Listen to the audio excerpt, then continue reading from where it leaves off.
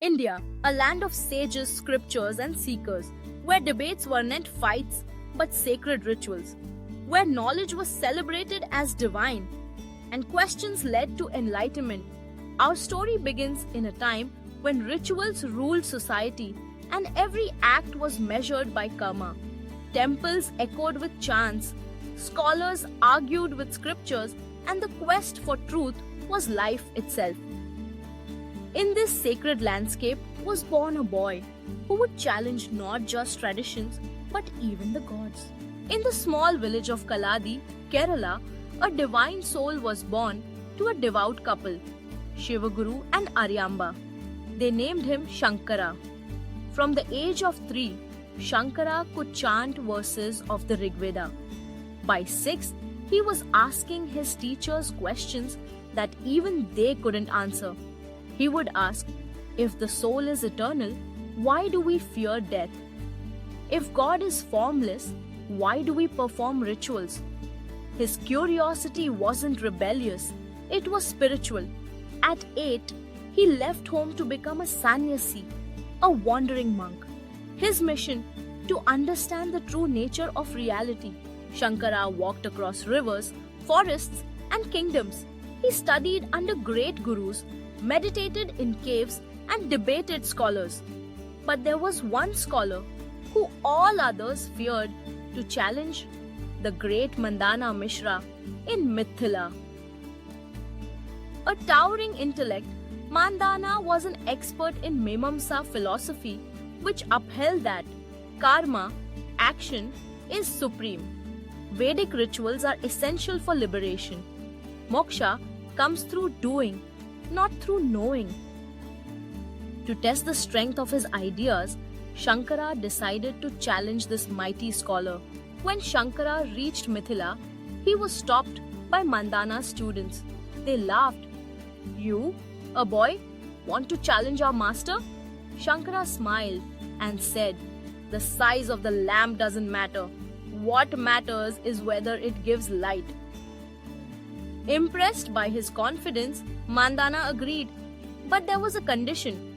His wife, Ubhaya Bharati, a wise scholar herself, would be the judge.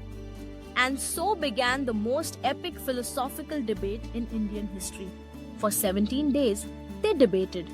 Mandana argued, without karma, how will you purify the mind? The Vedas prescribe rituals for a reason. Duties to family, gods, and society are not optional. Shankara replied calmly, karma is like a ladder, but truth is the sky. You do not reach freedom by performing, you reach it by realizing. When you know you are Brahman, pure consciousness, what remains to be done? Day by day, his logic, examples, and clarity began to outshine even Mandana's sharp intellect. Sample Q&A moments from the debate. Mandana, if one does not perform daily rituals, does he not become a sinner? Shankara, only the ego sins. The self is untouched. Realize the self and sin dissolves. Mandana, how can knowledge alone free us from samsara? Shankara, does light fight darkness? No, it just appears and darkness vanishes. So does knowledge remove ignorance? Ubhaya Bharati. But is this practical? Shankara, truth is not always practical, but it is always liberating. Finally, Mandana Mishra went silent. Not because he was defeated, but because he had realized the truth. Ubhaya Bharati stood and said, I declare, Bish, the boy has won. Because his wisdom is not just spoken, it is lived. Mandana Mishra removed his sacred thread, bowed to Shankara, and said, from today, I am your disciple. He became Sureshwaracharya, one of the 4 heads of Shankara's mathas. Shankara went on to unify Indian philosophy. He established 4 mathas in 4 corners of India: Puri, Dwarka, Sringeri, and Badrinath. He wrote commentaries on the Upanishads, Bhagavad Gita, and Brahma Sutras. But his victory over Mandana Mishra became a symbol. That wisdom does not need age. That truth doesn't fear opposition. and that the soul's journey is inward, not outward. Let's answer a few questions that may arise from this story. Number 1. Was the debate real or just legend? Historians and scholars believe it was real, recorded in ancient Sanskrit texts like the Shankara Digvijaya. Number 2.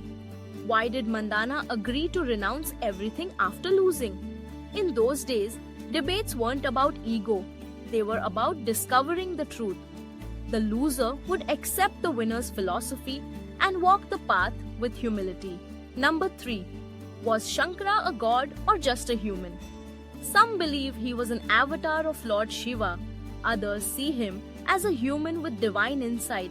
Either way, his wisdom transformed India. Number 4.